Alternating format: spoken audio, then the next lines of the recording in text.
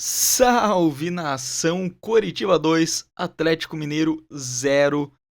Hoje, dia que alguns jogadores voltam para suas casas e suas famílias, comemoram, dormem tranquilo com suas esposas, e alguns jogadores voltam pro hotel e ficam com aquela dor de cabeça, aquela insônia. E hoje, Lucas Ronier volta para sua casa aproveitar sua mulher e seu filho, enquanto o Lianco vai pro hotel refletir a sua existência. Porque foi um jogo em que simplesmente o Coritiba abre o placar já aos 7 minutos do primeiro tempo. Breno Lopes, com um gol originado de uma bola parada, se fecha, toma muita pressão ainda para o final do primeiro tempo. Tem a oportunidade com o Pedro Rocha de jogar a bola na área que estava, se eu não me engano, o Breno Lopes também. Acaba cruzando errado. O defensor chega antes, na verdade, né? Mas Pedro Rocha podia ter feito o movimento antes. E no segundo tempo, o senhor Lianco olha pro Ronier, fica mandando o Ronier sair, fala pra ele, pede pra sair, fazendo um gestinho de substituição e não sei o que. E no lance em que a bola rolou pós-provocação do Lianco, ela cai nos pés dele dentro da área. Ele vai tentar fazer um passe, meio que até tentando ser ousado em cima do Pedro Rocha, achando que ia conseguir dar um passe de caneta ou com o movimento do Pedro Rocha passando, dar um passe na passagem do Pedro Rocha. Mas o seu Lianco não é nada do que ele achou que ele era hoje. Jogou em cima do Pedro Rocha, que não precisou nem mexer o corpo direito. Coritiba 2, Galo 0. Não vou aqui falar mal do Galo. É um time que eu tenho um carinho. São torcidas aliadas com a torcida do Coritiba. Mas o que o Sr. Lianco fez hoje e a chatice do Sr. Lianco hoje, pra mim foi pior do que o Barbosa do Botafogo, por exemplo. E eu falei isso no meu react do jogo, que vai sair amanhã pra você que tá assistindo isso aqui. Cara, é impressionante, agora falando do Coritiba, como o Seabra achou um padrão pro Coritiba saber sofrer, apesar de que temos que colocar nessa conta Pedro Rangel. Podem reclamar que é um mau goleiro, falhou contra o Fluminense, mas se não fosse ele, era pelo menos 3-1 pro Fluminense, com tranquilidade. E hoje, se não fosse ele também, era pelo menos aí uns 3-1 já no primeiro tempo, talvez. No segundo tempo não tanto. No segundo tempo, as finalizações do Galo foram ou para fora ou em cima do Rangel, no meio do gol ali mais ou menos. Assim como uma falta do Hulk, que não foi necessariamente no meio, mas o Rangel praticamente não precisou se mexer. O Dudu, nas jogadas dele de cortar para dentro e bater, jogou também só um pouquinho pro lado, que o Rangel teve a facilidade para cair quando queria. E a gente tem que falar do Rangel. Para muitas pessoas já é chovendo molhado, já é rotina falar do que tá jogando esse cara, mas tirando contra o Fluminense, a gente não tem um gol que a gente possa falar que foi falha dele, que o Morisco pegaria, que eu me lembre pelo menos, né? Além de que contra o Mirassol, ele foi responsável direto pelos 3 pontos. 3 defesas ali pelo menos milagrosas, de reflexo de goleiro bem preparado.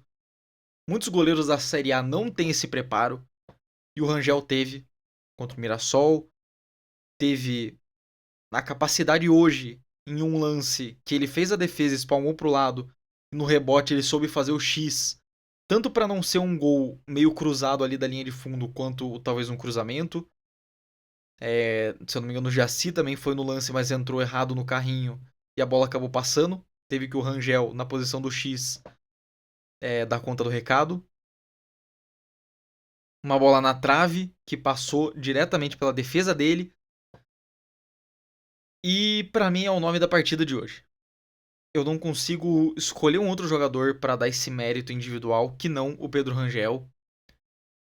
É um cara que até certo ponto tá sendo responsável direto pelos 3 pontos do Corinthians. Claro que ele não faz gol, ele pode evitar tomar, mas ele não faz.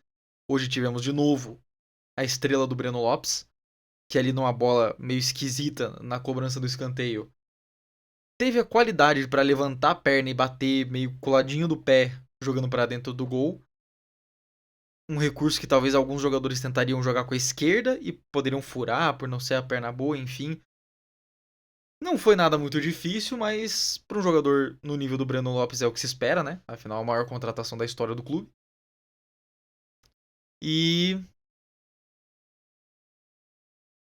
em alguns momentos também o Lucas Ronier tendo a sua estrela. Tanto que já no primeiro tempo deu um chapeuzinho no Lianco, que é a alternativa desse fraquíssimo zagueiro no jogo de hoje. Que é um zagueiro que eu gosto, até, na medida do possível.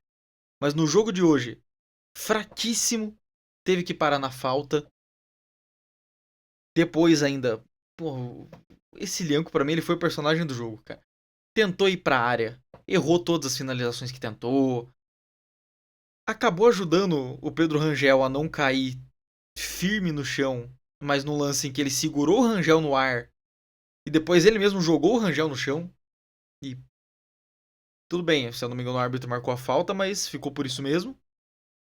Acabou tomando um cartão amarelo num lance catastrófico que o Ronier passa, dá um passe, ele não consegue pegar do Ronier e depois ele tem que dar o carrinho no Vini. Se eu não me engano, era o Vini na jogada, o Vini Paulista. E acaba tomando cartão aí. Pra mim já tinha que ter tomado antes. É um jogador que desde o primeiro tempo já vinha completamente descontrolado. Entrou com aquela postura de eu sou o xerifão, eu sou o cara que vai mandar nisso aqui. Assistiu o Maicon e Jaci sendo os verdadeiros xerifes. Assistiu o Maicon tendo que... Até me deu um medinho ali, mas dá um encontrão com o Hulk dentro da própria área pra mostrar quem manda. Então, dois jogadores, não catimbeiros, mas que tentam ter essa postura de eu vou me impor na força, ficaram de trouxa, que foi o Lianco e o Hulk. Mas dito isso, o Coritiba, deixa eu até abrir a tabela aqui. Quero pegar uns dados do jogo pra gente dar uma olhada. Pra gente ver, nesse momento, a posição do Coritiba. O Coritiba se mantém em 7º lugar, com 19 pontos. 15 gols marcados, 12 gols tomados, 3 de saldo de gol. 5 vitórias, 4 empates e 3 derrotas. Surpreendente. Não tem o que a gente falar. Quem poderia dizer que o Coritiba ia chegar na 12ª rodada do Campeonato Brasileiro em 7º lugar, tendo apenas 3 derrotas? A gente teve uma sequência aí que poderia ser colocada como derrota. Fluminense era um jogo que eu, no começo do campeonato, poderia dizer que seria uma derrota. Em contrapartida, não achei que perderíamos um clássico. Não achei que poderíamos perder contra um Bragantino. Mas coisas que acontecem. O Coritiba agora termina em 7º. Não passa, ninguém passa, se eu não me engano. O Botafogo... O Botafogo não passa por saldo de gols. Então, ficamos aí tranquilos. Até porque o Botafogo já jogou, né? O Botafogo tá com um jogo a menos, agora que eu vi. O Botafogo ganhado da Chape ontem. Mas uma surpresa, uma grande surpresa pra quem acha que não tá assistindo o jogo direito, com todo respeito. Tivemos também, peguei aqui pra ver, expulsão de Renato Marques após um desentendimento com Renan Lodge. E cara, que expulsão mais bizarra. Pra mim aquilo ali, sinceramente, era lance para cartão amarelo pros dois, cada um pro seu lado, cada um com seus problemas. Até porque não teve agressão, teve no máximo ali dedo na cara, aquela mãozinha no peito para empurrar assim o cara, mas não foi um lance de agressão, não foi um lance com grandes com grande potencial assim de começar uma briga, até porque todos que se meteram no lance foram para separar. tanto os reservas quanto o próprio Seabra, que foi lá segurar o Renato Marques, foram para separar, não foram para inflamar mais. Então, achei uma medida exagerada do treinador. Acho que o Renato Marques poderia ter entrado até antes. Eu, no react do jogo, já vinha pedindo ele ali pelos 25, 30 minutos de jogo. Acabou entrando aos 40. E. Aos 40 ele entrou? 35, talvez? Acho que foi aos 40. E ali, aos 45, ele é expulso. Então. O que eu vou falar desse jogador que entrou em 2 ocasiões contra o Botafogo? Foi responsável direto pelo passe que resultou o gol do La Vega. Mas hoje, não me lembro nem dele ter tocado na bola e já foi expulso. Então, espera-se mais. Eu até queria que ele entrasse antes para ter mais rodagem, pra gente ter o que esperar dele, né? Pra gente poder ter um parâmetro melhor do futebol do jogador. Mas eu gostaria de trazer aqui que o Coritiba entrou em campo com Pedro Rangel, Tinga, Maicon Jaci e Bruno Melo, Vini Paulista, Sebastião Gomes, Lucas Ronier, Josué, Breno Lopes e Pedro Rocha. No decorrer da partida entraram Felipe Jonathan, Lavega, Thiago Santos, Kozer e Renato Marques.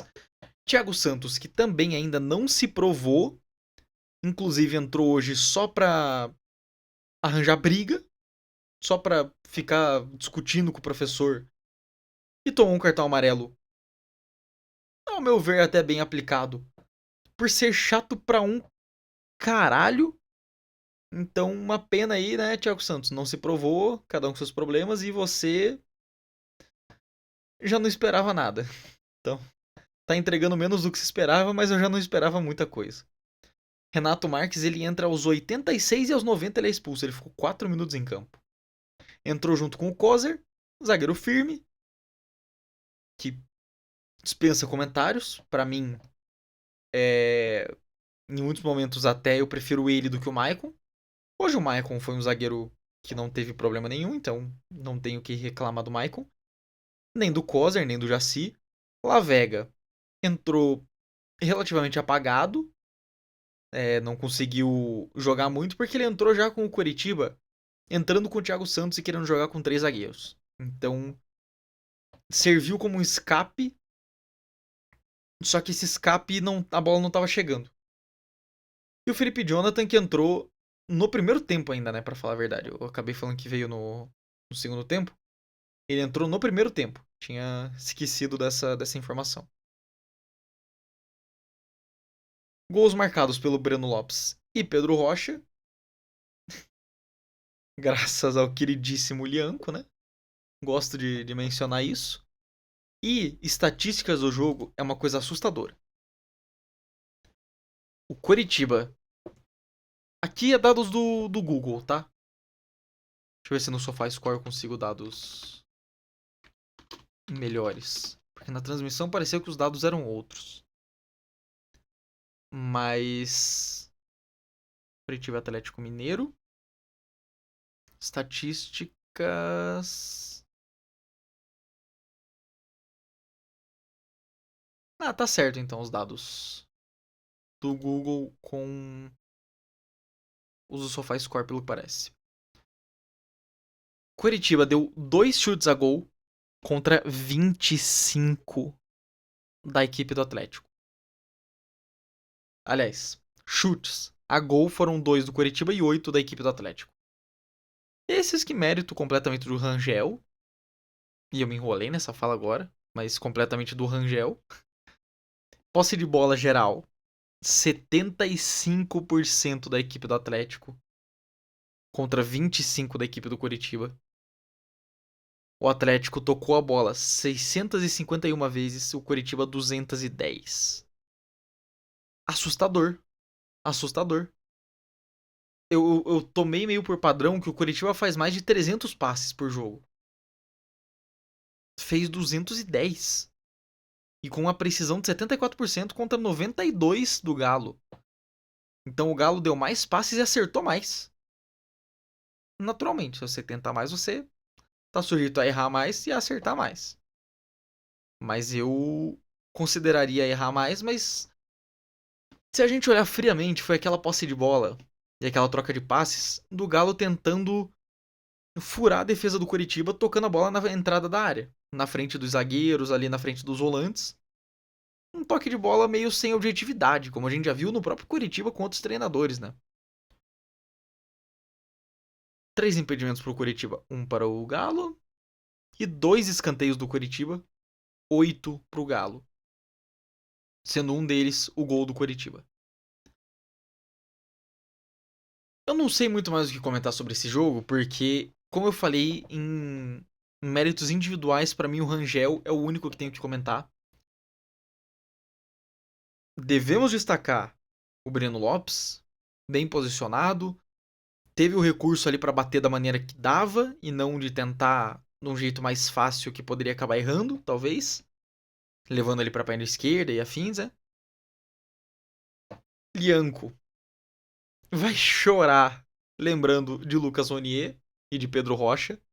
Depois do gol ainda o Lucas Ronier foi comemorar na frente do Lianco. Também, cara, com menos de 30 segundos de diferença, o cara ficou olhando pro Ronier falando, pede para sair. E faz o que faz.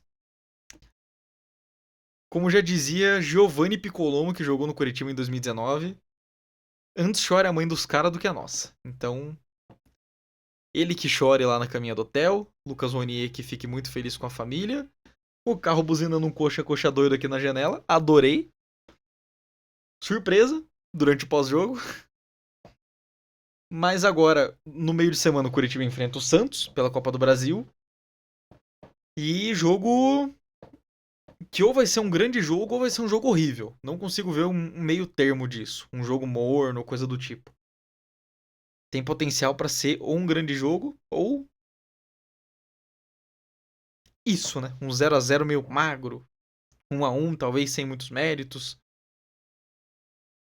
Estaremos aqui. Vocês estão vendo esse react, esse pós-jogo no domingo. Estaremos aqui na segunda com o react da partida de hoje. Na terça-feira com os gols da rodada. Na quarta com o pós-jogo contra o Santos. Na quinta o react do jogo contra o Santos. E na sexta os palpites para a rodada do final de semana. E é isso, nação. Deixem o seu like, se inscrevam no canal. Ajudem o canal que está começando, que está colocando muita expectativa de poder falar de Curitiba. E não só de Curitiba, mas de Série A no geral. Com sempre essa certa descontração. Fazendo de um formato que a gente sente que falta até, porque muita gente se foca em fazer só react, só pré-jogo e pós-jogo. A gente quer compilar tudo em um canal só. E também falar da rodada, falar de placares de outros times, assistir os gols dos outros times. Se inscrevam, ajudem, dê essa força pra gente que é muito importante nesse começo. Um grande abraço a todos. Estamos juntos, nos vemos aqui amanhã com o react do jogo. É nóis.